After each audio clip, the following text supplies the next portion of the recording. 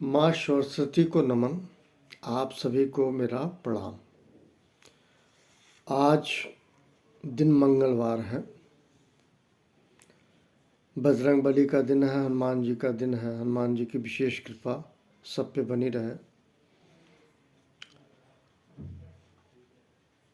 पूरे जगहों में, सब जगह जो भी स्कूल में बच्चे पढ़ते हैं, उनका हाई स्कूल का, इंटर का, बोर्ड का परीक्षा होने वाला है निकट दिनों में,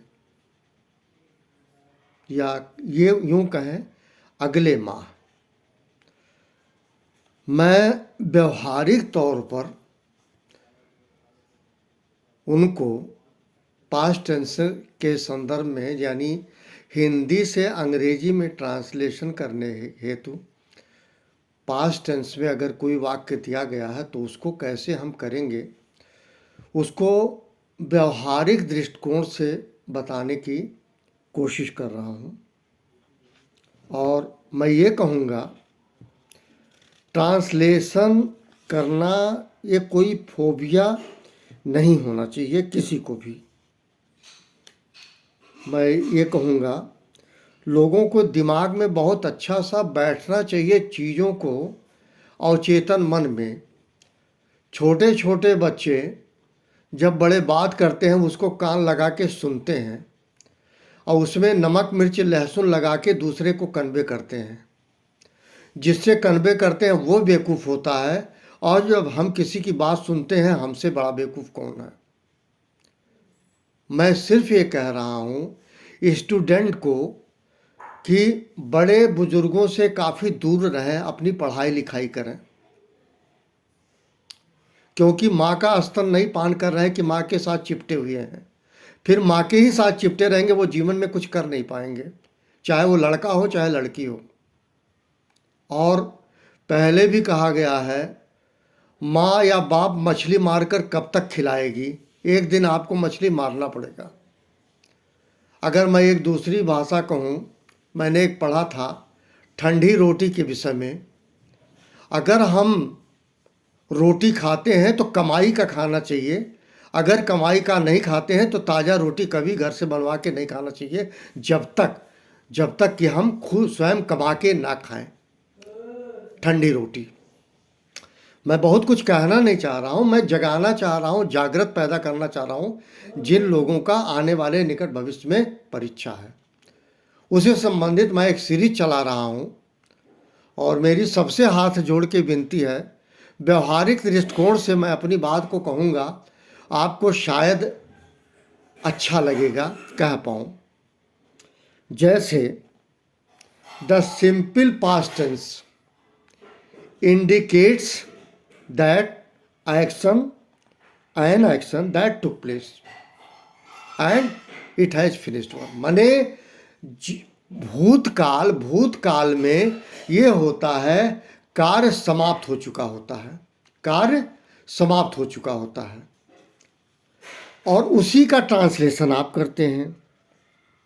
मैं स्टूडेंट के ही दृष्टिकोण से कहूँ तो एक होता है लिखना, एक होता है खेलना, एक होता है पढ़ना, और एक होता है जाना।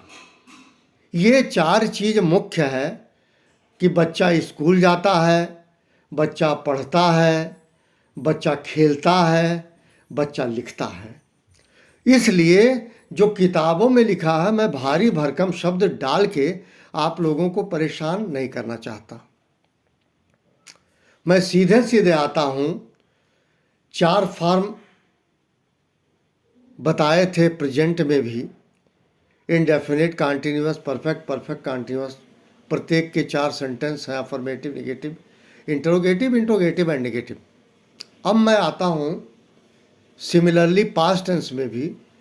अगर हम इंडेफिनिट की बात करें तो स्वभाव और आदत की बात होता है, या था, थे, थी, यदि वाक्य के अंत में पाया जाए उसको पहचान लें।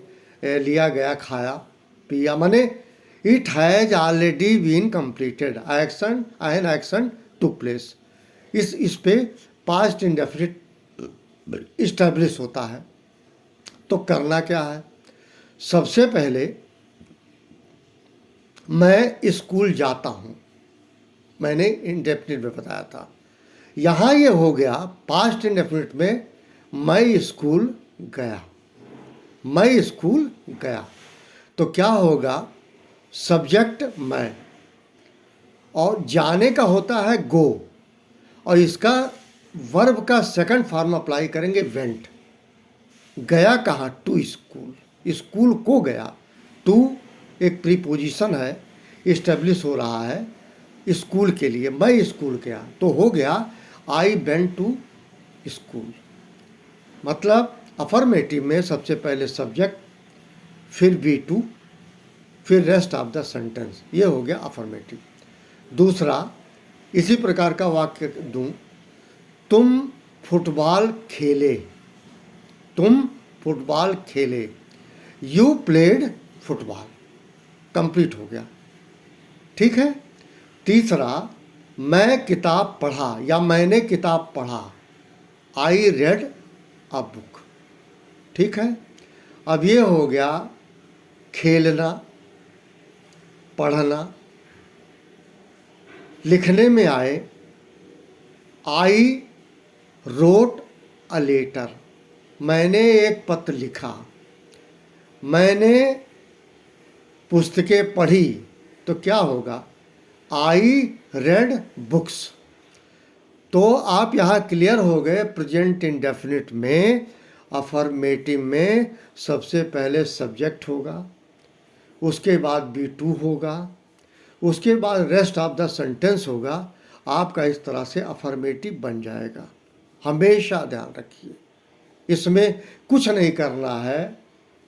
इसमें आप प्रेजेंट इंडेफिनिट में देखे होंगे तो B5 का यूज हुआ था, मतलब यस या यस वर्ब में लगाया गया था। वी का कैटेगरी किया गया है।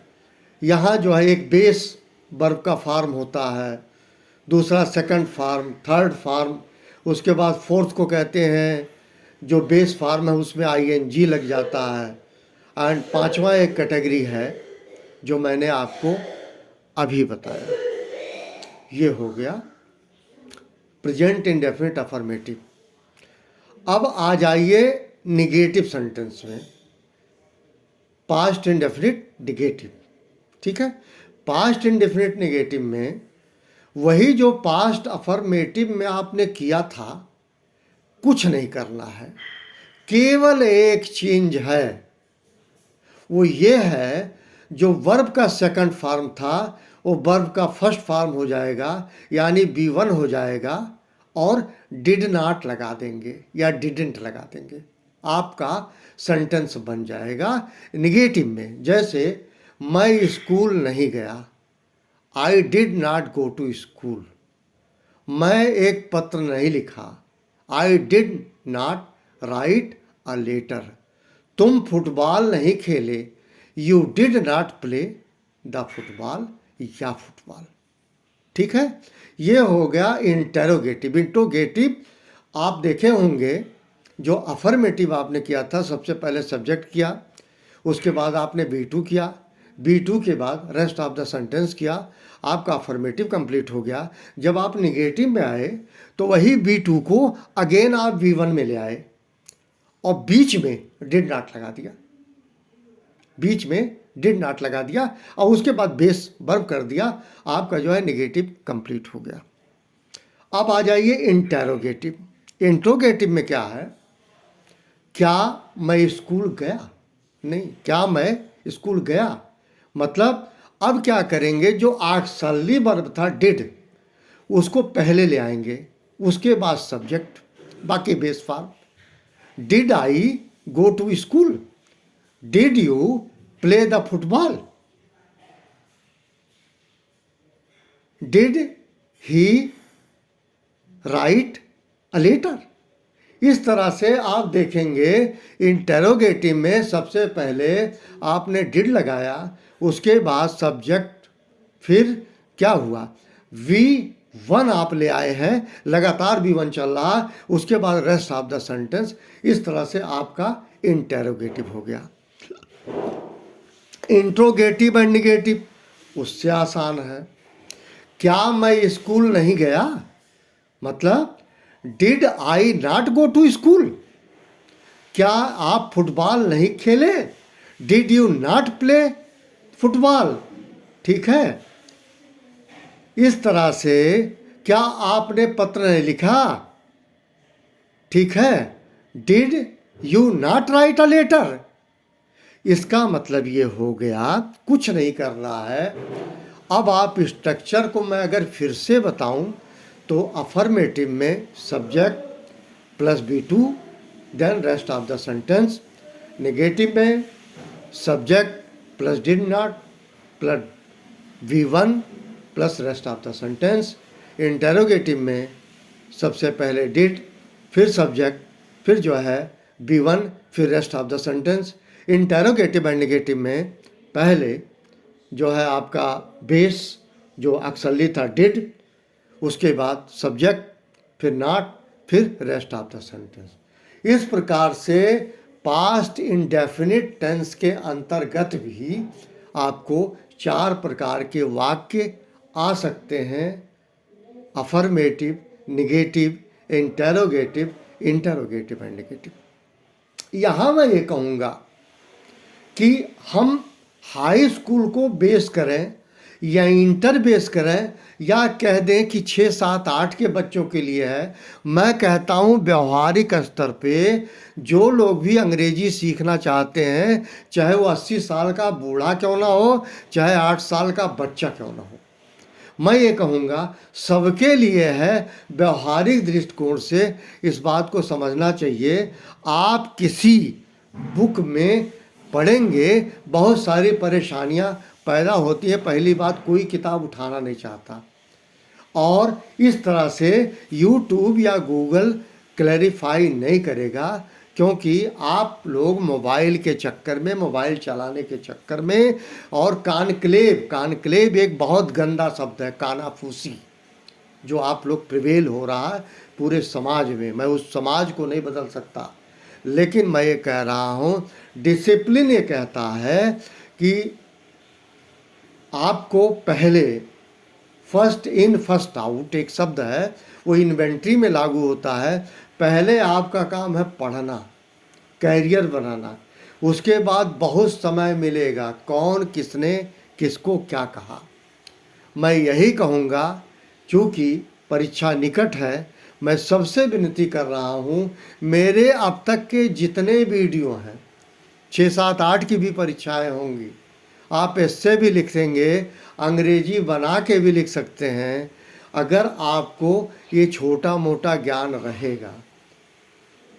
इन्हीं शब्दों के साथ मैं आप सभी को प्रणाम करता हूँ और प्रार्थना करता हूँ, with due request to all of you, कि आप लोग ज़रूर इस वीडियो में प्रेजेंट इंडेफिनिट भी सुने हैं पूरा, ठीक है, कॉन्टिन्यूअस भी सुने पूरा, प्रेजेंट परफेक्ट भी सुने पूरा, प्रेजेंट परफेक्ट कॉन्टिन्यूअस भी सुने पूरा। आज मैं पास्ट इंडेफिनिट के affirmative, negative, interrogative, interrogative and negative के बारे में बताया। मेरा विनम्र अनुरोध है आप इस वीडियो को अवश्य देखें। मुझे इसकी दिक्कत नहीं है कि आप लाइक करें ना करें, मुझे फ़र्क कुछ नहीं पड़ता, लेकिन मैंने जो पाया है वही आपको बांट रहा हूँ। मैं कोई विद्वान साधु संत नहीं हूँ। साधु संत पे मत पड़िए, इन चक्करों में मत पड़िए, और जब आपको ज्ञान होगा तभी पूजा पाठ होगा। पूजा पाठ वो यही है, आप 80 साल की तरह जैसे 100 चूहे खा के बिल्ली हज को चली, ठीक है, पूरा जिंदगी भर पाप पुण्य बटोरते रहे। जब 60 साल के हो रहे हैं तो हम दिखाते हैं बहुत बड़ा पूजा पाठ कर रहे हैं। भगवान सुनने वाला नहीं है। ये धरती बनी थी कर्म भूमि, कर्म करने के लिए, कर्मशील बनने के लिए, भोगने के लिए नहीं बनी थी। और प्यारे, ये पूजा पाठ आपको पास नहीं कराएगा, ये ड्रामा बंद कर दीजिए, ढंग से पढ़िए, टेक्स्ट बुक पढ़िए।